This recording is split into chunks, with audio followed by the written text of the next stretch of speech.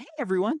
In this video, I'll show you how to automatically save screenshots on iPhone, running iOS, and fix screenshots not saving properly. Let's get started. First, whenever you take a screenshot on your iPhone, it should automatically save to the Photos app. To check this, open the Photos app and go to Albums. Now scroll down and tap on Screenshots under the Media Types section.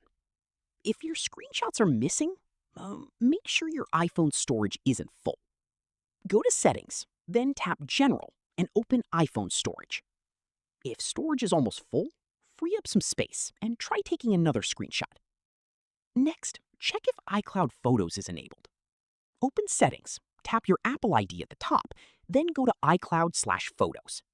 Turn on Sync this iPhone so screenshots automatically back up and appear in your gallery. Also, make sure the Photos app permission is enabled properly.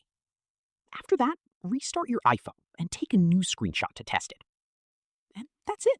Your screenshots should now automatically save on your iPhone, running iOS. If this video helped you, don't forget to like and subscribe for more iPhone tips, iOS fixes, and Apple tutorials.